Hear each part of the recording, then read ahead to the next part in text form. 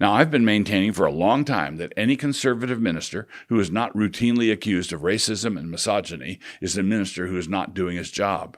I've also maintained that if the charges are in any way true, as determined by the scales of the temple, he is also not doing his job. Got that? Faithful Christians are slandered as racists and misogynists, and secondly, the slander is in fact a slander.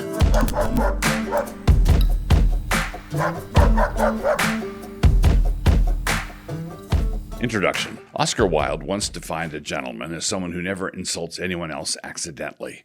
There's a principle here that Christians can take and reapply in other situations. A gold from the Egyptians kind of scenario. Last week, I wrote a couple of pieces that stirred the pot in what I consider to be necessary ways. In the first, in my response to Alistair Begg, I used a couple of celebratory events that Christians could not attend in order to demonstrate how much more they should be unable to attend a trans wedding. The examples were a reception a man gave to introduce his girlfriend, for whom he ditched his wife of 30 years, and also the case of a man with a problematic alt-right website that went big, and they were going to start up a print magazine of the white nationalist sort, and you were invited to a grand opening barbecue. My answer was that of course you would not attend either one of these, but that the tranny reception was far more of an ethical debacle than the other two. All of them would be bad to celebrate, but you should make a point of not going to the tranny event, like 5 or 6 times. This resulted in some murmuring on the internet, and you all know how important it is that murmuring on the internet be addressed. So I followed up with a piece critiquing the principle that is currently circulating among some conservative hardliners, which is that of no enemies to the right. Netter. I believe that our guiding principle should be that if God has enemies to my right, then I have a moral obligation to have enemies to my right. But I did grant a measure of wisdom to the netter impulse. We must not denounce anyone to our right simply because we are feeling emotional pressure from the screechers on the left, those who never cease demanding that we do so. They will not be mollified in any case, and so it is important never to try. There are a number of important threads here, and so I ask you to stay with me. Churchill's dilemma. An old English proverb says that he who sups with the devil should have a long spoon. When Hitler double-crossed the Soviets, invading Russia, Churchill was, of course, delighted. He famously said, if Hitler invaded hell, I would make at least a favorable reference to the devil in the House of Commons. And almost immediately, in a radio address to the British people, he said this, quote, "No one has been a more consistent opponent of communism for the last 25 years. I will unsay no word I have spoken about it. But all this fades away before the spectacle which is now unfolding. The past, with its crimes, its follies, its tragedies, flashes away. The problem is that the past, with its crimes, follies, and tragedies, did not flash away. None of it faded away either. The accord that was made with Stalin resulted in the Allies supplying crucial war material to the Soviets, which enabled them to tie Hitler up in knots for years in the East. There was a true short-term benefit. But of course, Stalin soon demanded that Britain recognize the Soviet annexation of a big chunk of Poland, which of course they couldn't do. The invasion of Poland by Hitler was why they were in the war in the first place. Churchill managed to stall on that one.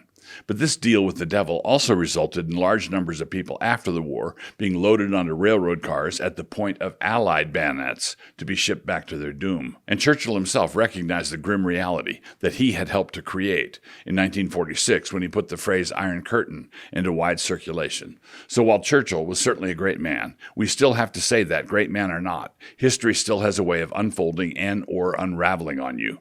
Our guide is to be the law of God and not some hot idea or stratagem that occurred to us at 2 a.m. on the way to the bathroom, like King Ahaz calling on Tiglath-Pileser, 2 Kings 16:7. The 11 words, and this is dumb. Some months ago, Stephen Wolfe, author of The Case for Christian Nationalism, tweeted that white evangelicals were the lone bulwark standing between us and the disaster of moral insanity.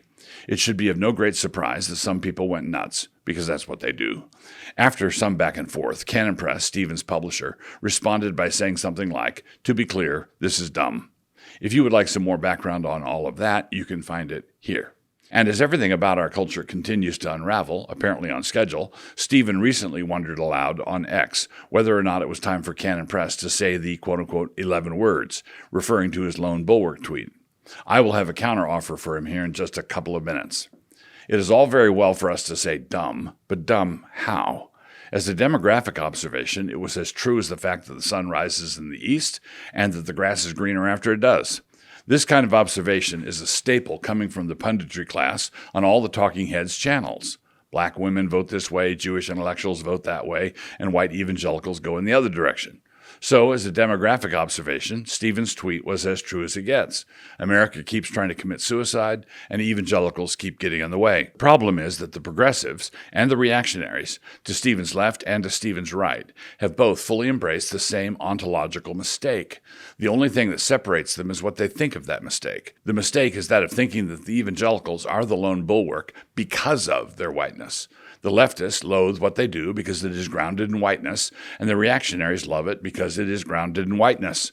I love it because it is the lone bulwark against moral insanity. So here's my counteroffer to Stephen. I would be willing to say 11 words, and I would also be willing to try to get Canon Press to say them. But the deal would be that he would have to say them also. Here they are.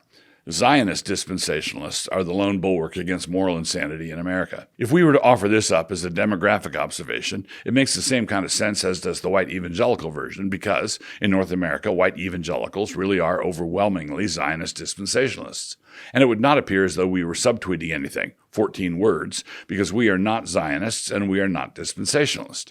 We would just be giving a hats-off, credit where credit is due kind of thing. And I do like the fact that even though they get all tangled up with that rapture thing, the Zionist dispensationalists do manage to be a lone bulwark. This would have the additional advantage of ticking off some of Stephen's reactionary fans. I refer to the ones who have that Jew bone stuck sideways in their throats. This accounts for some of the noises they make. Might as well steal something. More than a few citizens have decided that if they're going to hang you for a thief, no matter what you do, you might as well steal something.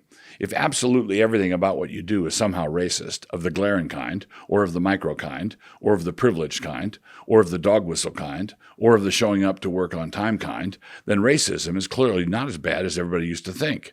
Might as well lean into it, or so the thinking goes. The responsibility for this state of affairs lies squarely with the left, who took a genuine moral consensus that America had gradually come to and decided to monetize it into one of the great hustles of history. That appalling story, at least in part, is ably told here. But however it came about, responsible conservatives still have to deal with the reality of it. The imaginary charges of dog whistling have resulted in, through a long and tangled process, a Congress of actual dogs. Some of them are pretty mangy. Now, I've been maintaining for a long time that any conservative minister who is not routinely accused of racism and misogyny is a minister who is not doing his job. I've also maintained that if the charges are in any way true, as determined by the scales of the temple, he is also not doing his job. Got that? Faithful Christians are slandered as racists and misogynists, and secondly, the slander is in fact a slander. So whether or not they will call you a thief regardless, you still don't get to steal anything. This is because we answer to God and not to whatever constituency is currently trying to flatter you.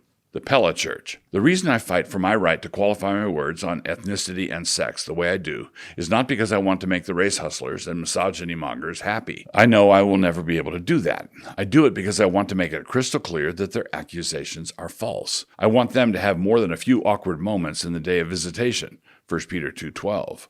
I want to fight for the truth in such a way as to make people accuse me of being a bigot. I also want to fight in such a way as to make it manifestly clear to all the sensible observers that I'm not a bigot. The point is not to endear myself to the progressives. The point is to fight the progressives more effectively. This is why I'm so delighted that my denomination, the CREC, is in the process of approving a memorial on all such issues, a statement that nails the issue down on all four corners. The screaming need for such a statement was powerfully illustrated this last week when a CREC congregation in Pella, Iowa, was attacked for ministering to and fellowshipping with some folks who would not have been included on the committee that drafted our memorial. You see, the Alistair Begg rule only works in one direction. It would certainly be stretchy enough, but it only stretches to the left. On top of that, the situations are not exactly parallel. There's a difference between talking to someone who wrote an objectionable book and offering a toast at the book release party for said objectionable book. Alistair's way is more like the latter, and the situation in Pella is more like the former, although that doesn't keep the situation in Pella from being a real pastoral mess. A photo was released online by a gent named Blake Callens that showed various folks associated with Church of the Redeemer in Pella sitting and talking together. These men, along with goodness knows how many feds, have been guilty of publishing various offensive things online. And when I say offensive, I don't mean scare quotes offensive. I mean offensive to God offensive. Callens also released screenshots of those, in case you were curious. But Callens also tried to pretend that the CREC, like Gallio, careth for none of those things, Acts 18:17. He left out the Memorial on Nations as proposed by Huss Presbytery and approved in his first reading. A reporter with his zeal should be able to locate the text of it.